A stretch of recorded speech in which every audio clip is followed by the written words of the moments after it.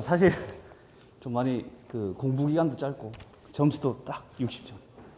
그래서 이렇게 말씀드리기 좀 부끄럽습니다. 그래서 사실 제가 이제 좀 말씀드리고 싶은 것들이 좀 있는데 제가 어떻게 공부했는지.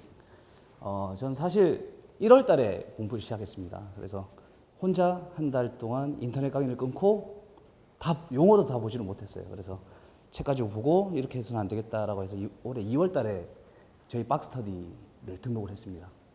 그래서 3개월 해서 지금 합격을 했고, 하루 공부 시간은 그렇습니다. 제가 현장에 있다 보니까 6시 50분에 출근해서 점심때 보통 11시 50분에서 12시 10분까지 점심을 먹고 하루에 꼭 한 문제, 점심때는 한 문제 서브노트를 작성했어요.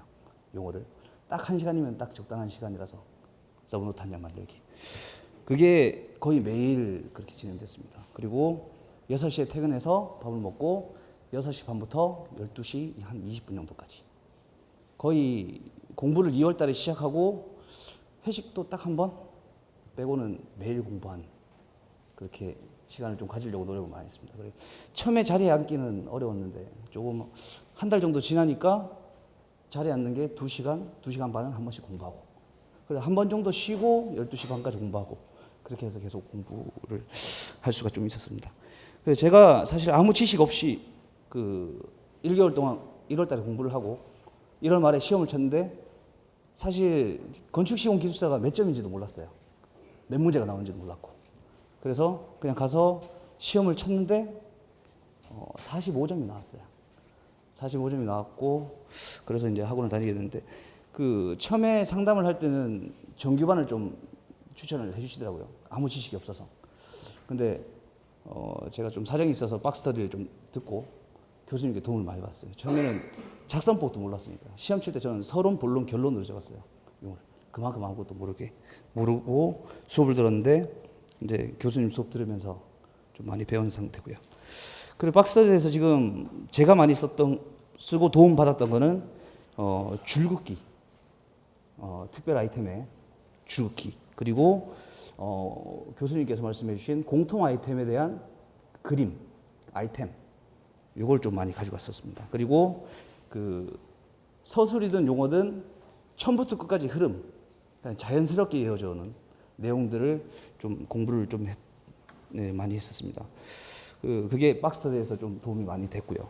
그리고 개인적인 공부에서는 제가 처음에 여기 왔을 때 저는 고등학교 때부터 0.38mm를 좀 많이 썼어요. 글씨가 되게 작습니다. 그래서 교수님께서 글씨가 너무 작으니 글씨 연습을 좀 해야 되겠다라고 해서 제가 공부를 시작하면서부터 글씨 교정책을 좀 샀었어요. 그래서 지금은 좀 글씨도 많이 커졌고 그리고 글씨체도 괜찮다고 지금 얘기를 듣고 있고요.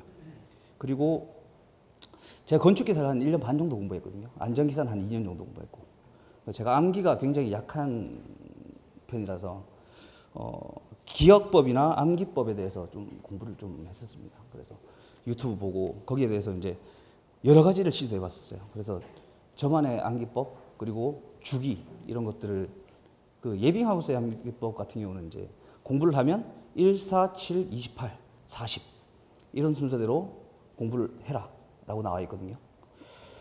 근데 그건 저하고 좀 안 맞지만 저한테 맞는 암기법을 찾아서 그 주기를 좀 맞췄어요. 최대한. 그렇게 반복 연습을 했었고요.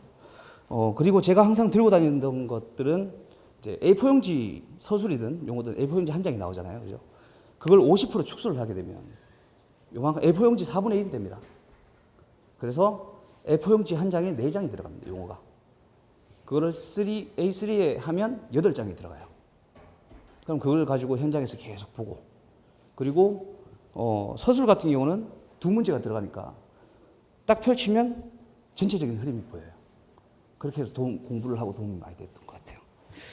그리고 제가 이제 그날 공부한 거는 그날 저녁에 항상 녹음을 했습니다. 녹음을 해서 보통 그 용어 같은 경우는 한 장에 녹음하는데 1분 정도 걸려요. 그래서 아침에 제가 현장 출근이다 보니까 도보로 한 20분 정도 출근합니다. 그래서 이어폰 끼고 전날 녹음한 거 들으면서 그리고 전날 정리한 거 손에 들고 그렇게 해서 암기가 좀 많이 됐던 것 같습니다.